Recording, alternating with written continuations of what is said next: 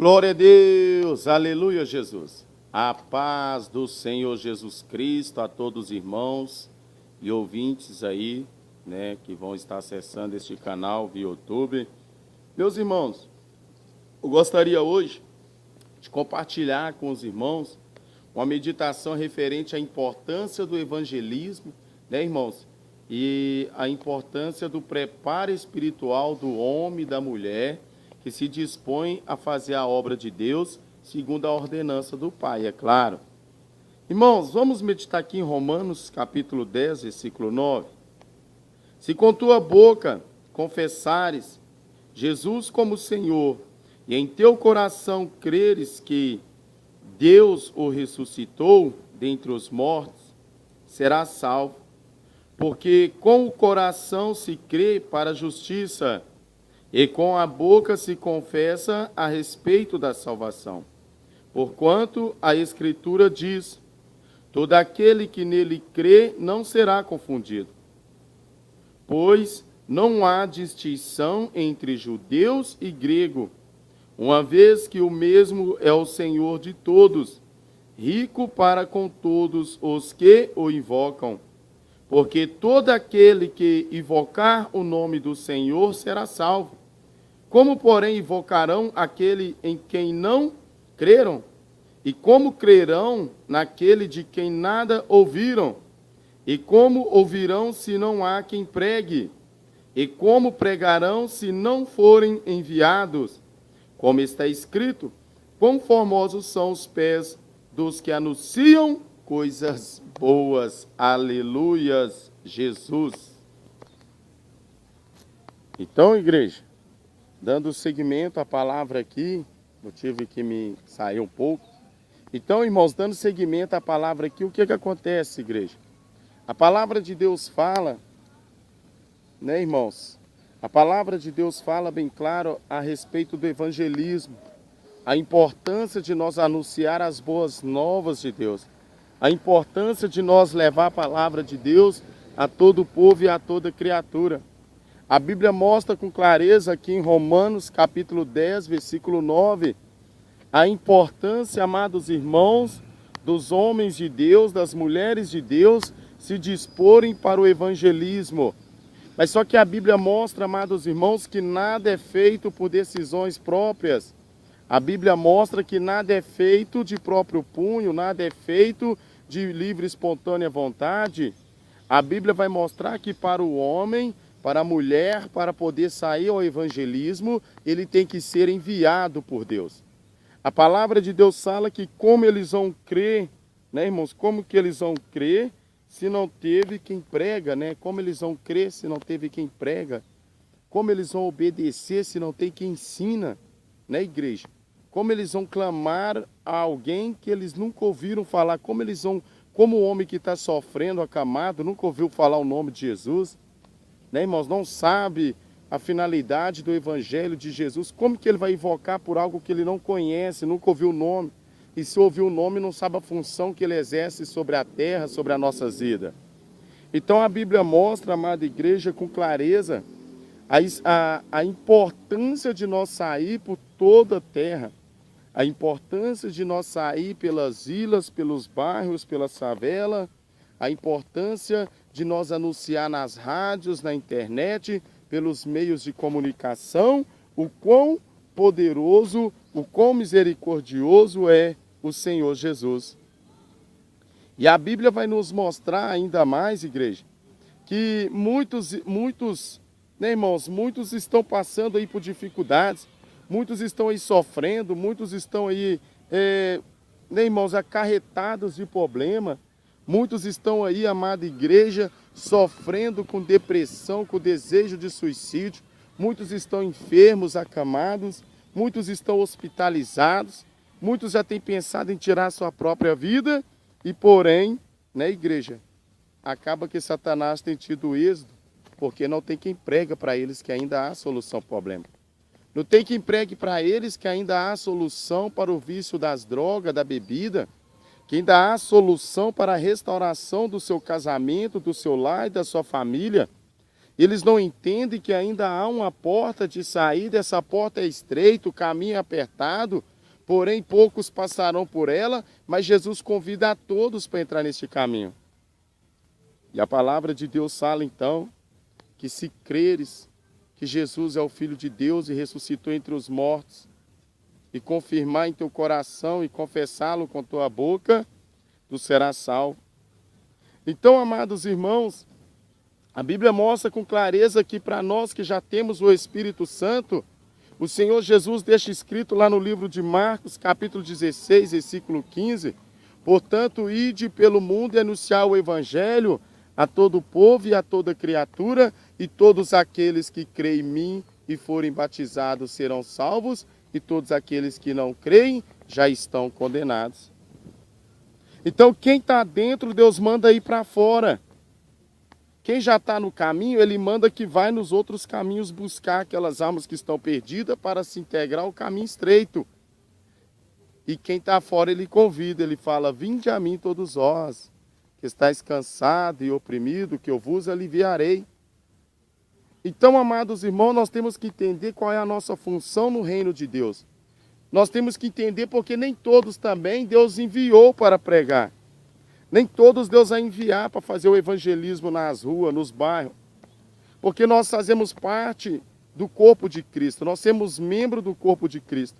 E a igreja de Cristo, ela se divide, amados irmãos, em centenas de partes.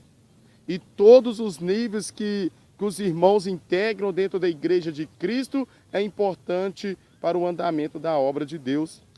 Tem os irmãos que fazem parte da limpeza da igreja, outros fazem parte da manutenção do templo, outros fazem parte da panfletagem, outros fazem parte de abrir, outros ficam na portaria, um é obreiro, outro é presbítero, outro é diácono, um é pastor, outro é obreiro, um é evangelista, outro é missionário, mas é um campo vasto que nós temos que explorar. E cada um de nós tem uma função dentro da obra de Deus. E se nós não conhecer qual é a nossa função, se nós não saber qual é a nossa função, qual é a postura, qual é a nossa posição diante de Deus que nós devemos ocupar, igreja, nós vamos ficar perdidos. Nós vamos querer fazer aquilo que Deus não enviou. Porque a Bíblia mostra bem clara como eles podem pregar se não forem enviados. Ou seja, como é que eu vou cobrar do irmão? Irmão, você não vai no evangelismo comigo não, varão? Mas se Deus não enviou ele, como é que ele vai lá pregar? Vai falar de si mesmo? Igual muitos estão fazendo a obra da carne. Deus não está mandando falar nada e está falando. E como eles podem vir se o Pai não enviou? Porque Jesus também já deixou bem claro. Jesus deixou bem claro, igreja, que ninguém pode vir a mim se pelo meu Pai não for enviado. Então tem um propósito dos céus. Se Deus não enviar, então, igreja, a Bíblia deixa bem claro. Muitas das vezes a gente vê irmãos tristes, desanimados de fazer o evangelismo, porque ele está disposto a fazer o evangelismo e ele sai de casa em casa chamando os irmãos da igreja, os irmãos não vão, e às vezes ele quer culpar os irmãos.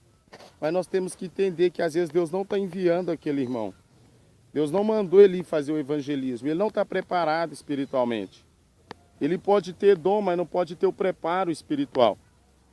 Porque, amados irmãos, se nós for meditar ali na parábola dos talentos, a gente vê ali que teve um que enterrou o seu talento e nós vemos outros que usaram os seus talentos e ali se multiplicaram os talentos dele. Mas quando a Bíblia fala de talentos, ela está falando referente aos dons. Então, irmãos, o homem ele tendo ali em comunhão com Deus ou não, o homem tendo em retidão, em santidade, em vigilância com Deus ou não, se ele se dispor a usar os dons que Deus deu para ele, quanto mais ele usar, mais lapidado vai ficar aquele dom. Ele vai ter mais discernimento ali daquele dom. Mas só que a diferença está no seguinte, igreja. Porque os dons espirituais dele vai crescer, mas a vida espiritual dele vai diminuir. Porque a Bíblia mostra lá em Atos Apóstolos, capítulo 6, que quando os discípulos estavam ali em Jerusalém pregando a palavra de Deus ali, a Bíblia fala que eles então mandaram que encontrasse para ele 7 varões, 7 homens de boa reputação, né, igreja? 7 homens de boa reputação, para quê? Para poder servirem à mesa, para que os discípulos se resguardassem para a oração e a leitura da palavra. Porque naquela época tinha ali os livros dos profetas, igual tinha o livro do profeta Isaías e etc. Então eles viam a necessidade. A palavra de Deus fala que o número de discípulos estavam crescendo de forma, amados irmãos, gradativa. Estava crescendo de forma impactante ali. Cada dia que se passava, aumentava o número de discípulos. Cada dia que se passava, aumentava o número de pessoas que se dispunham a seguir Jesus.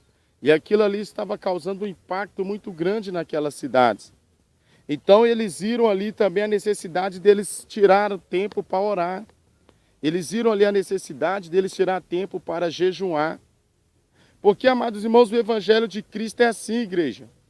Para mim levar a palavra para alguém, eu tenho que entrar na palavra primeiro. Primeiro eu tenho que buscar a palavra para mim. Quando eu estiver cheio da palavra de Deus, aí eu vou me esvaziar. Eu vou pregar para os irmãos. Vou levar aquilo que está dentro de mim para a igreja. Para mim orar para uma pessoa, primeiro eu tenho que estar com a minha vida de oração em dias. Eu tenho que estar ali cheio da oração. Eu tenho que ter falado com o Pai por muito tempo, para mim poder também compartilhar daquela oração com o meu próximo. A minha filhinha ali, a Débora, vindo correndo, a Vitória. Então, igreja, para mim poder, amados irmãos, matar a sede de quem tem sede, primeiro eu tenho que ir na fonte de água viva. E quem é a fonte? É Jesus. Para mim alimentar os que têm fome, eu tenho que ir e adquirir o pão da vida. E quem é o pão da vida? É Jesus. Dá para dizer Jesus para os irmãos? Olha aqui no celular, está com vergonha? Então, igreja, para mim poder, amados irmãos e ouvintes, levar a palavra de Deus, eu tenho que ter palavra. Para mim poder orar para uma pessoa, eu tenho que ter uma vida de oração. Então, amados irmãos, é o que muitos não estão entendendo nos dias de hoje. Tem pessoas que estão vazias de Deus porque só falam, mas não ouvem. Mas para mim falar sobre Deus, eu tenho que ouvir de Deus. Eu tenho que ouvir a voz de Deus. Então nós vemos nos dias de hoje muitas pessoas caindo. Pessoas cheias dos dons do Espírito Santo. Pessoas que têm o dom das maravilhas, têm os dons dos sinais, prodígios, né, irmãos? Pessoas aí que profetizam, pessoas que fazem muitas coisas ali, operam muitos sinais, porém eles têm uma vida espiritual destruída. Eles não têm o fruto do Espírito Santo. Eles não têm o Espírito Santo, muitos já não têm o Espírito Santo. São pessoas iradas, vaidosas, sensuais, caluniadoras, contendeiras, maldizentes, avarentas, soberbas. São pessoas de várias maneiras que estão entre nós e que têm os dons e usam. Você vê as coisas acontecendo através da vida deles. Porém, eles mesmos já sabem que perderam a comunhão com Deus. E é muito triste, irmãos. E é muito triste quando o homem perde a comunhão com Deus. É muito triste quando nós perdemos a comunhão com o Espírito Santo. Então, nós vamos meditar aqui nas Santas Escrituras.